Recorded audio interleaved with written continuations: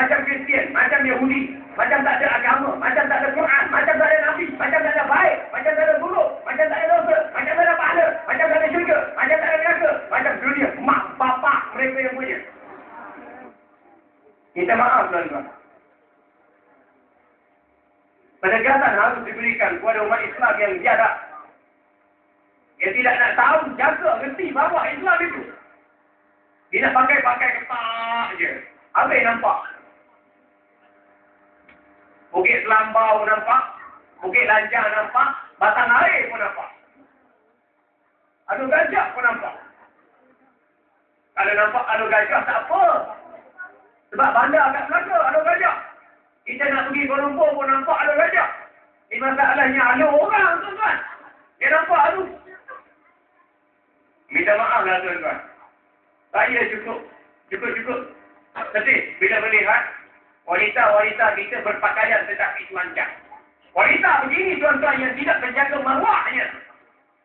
Dan pantang orang Islam ini untuk memuliakan dirinya, wanita begini tidak akan masuk syurga, tidak akan mencium bau syurga. Buktinya Nabi sallallahu alaihi wasallam bersabda, "Sinfani min ahli nar lam arahuma qad." Dua golongan manusia merupakan penghuni neraka yang tak pernah kulihat. Rajulun ma'ahu siyatun ka'aznabil baqar yadribuna bihan nar. Seorang lelaki yang di tangannya ada cemeti seperti ekor lembu. Dia menggunakan cemeti itu untuk mempedal manusia berlaku zalim sesama manusia. Lelaki yang zalim kejam seperti itu tidak akan masuk syurga. Contohnya ini lelaki yang bila dia kaya, dia gunakan kekayaan untuk menindas orang lain. Lelaki itu tidak akan masuk syurga. Kalau dia ada pangkat, ada kedudukan, Datuk ke Tan Sri ke, Sultan Agung, Raja ke, dia menggunakan kedudukannya untuk menindas orang lain, menzalimi hak orang lain, lelaki seperti itu tidak akan masuk dalam syurga. Walisatun kasiyatun ariyatun ma'ilatun mumilat la yadkhulul jannah bal la yajidna rihaha wa inna rihaha la yujadun bi masiratin kaza wa kaza. Golongan kedua yang tak boleh masuk syurga ialah golongan wanita. Yang mana wanita itu berpakaian tetapi telanjang. Rambutnya dikala merah keperang-perangan seperti bonggol unta kurapan. Dia berjalan lenggang-lenggok untuk menarik perhatian kaum lelaki padanya untuk menggoda. Dan wanita seperti ini tidak akan masuk ke syurga. Bahkan sesekali tidak akan mencium bau syurga. Walaupun bau syurga itu boleh dicium sejarak jauhnya langit dengan bumi. Jadi sampaikan tuan-tuan. Sampaikan kepada adik-adik kita, cicit puan kita, makcik-makcik kita, wanita kita tuan-tuan. Berkait dengan penting menjaga aurat. Karena aurat itu menandakan batasan kemuliaan yang perlu kita jaga. Demikianlah peraturan yang digariskan oleh Islam yang dibawa Nabi sallallahu alaihi wasallam. Tuan-tuan, alhamdulillah, dalam persekitar yang baik dan mana-mana yang berada dalam persekitar yang baik mesti mengekalkan reputasi dan jati diri keislaman kita itu.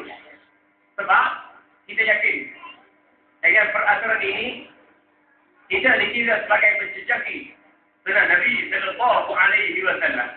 Mak bapak balik perhatikan pakaian anak-anak.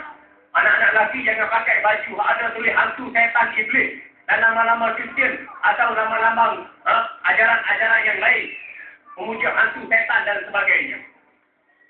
Begitu juga untuk anak-anak perempuan. Jangan sampai anak-anak perempuan kita saudara marah, mak saudara, pak saudara, adik saudara, cucu saudara, sepupu kita pakai pakaian yang menjerut mata, yang tidak menutup aurat. Kerana perbuatan begitu boleh mengundang kemurkaan Allah Subhanahu wa taala. Ini alhamdulillah tuan-tuan. Tapi kalau Putrajaya tuan-tuan, kalau kita duduk alam anda tu sekejap diam. Duduk sekejap diam, kita boleh bilang dengan jari mana wanita yang menutup aurat. Kadang-kadang mak jenis wanita pakai jubah pun, pakai jubah nampak body size daripada atas sampai ke bawah. Ai, tak tengok. Habis kalau tak tengok nak tengok apa lagi? Dia lalu depan kita tuan-tuan. Dia lalu malu dia bagi dia. Pakai jubah, pakai tudung. Tapi, tunjuk body size. Itu pun haram juga, tuan-tuan. Apa tak lagi hak pakai, hak kita katakan pakai baju tak sibuk kain. Pakai keluar tak sibuk kain. Amat menyedihkan, tuan-tuan. Kadang-kadang makcik yang dah pension kerajaan, yang dah tua bangga dah. 60 tahun ke atas, masih lagi tak sedar diri. Tak ngerti lagi nak menutup aurat. Tak ngerti lagi nak menepati diri dengan peraturan etika pakaian menurut Islam. Amat menyedihkan, tuan-tuan. Belum lagi kita accountability saat-saat yang berkait dengan pelaksanaan ibadat seperti solat, puasa, Al-Quran, hadis, mengaji ilmu akidah, mengaji ilmu fiqh, mengaji ilmu hadis, mengaji ilmu tafsir dan sebagainya. Belum lagi kita nak audit dalam saat-saat makan minum, pemilikan harta, sistem konvensional, pembahasan haram dalam urus niaga dan lain-lain yang berkaitan dengan kehidupannya. Belum lagi, tuan-tuan. Jadi kalaulah tuan-tuan kasihan diri masing-masing, cuba ambil perhatian dalam soal agama kita,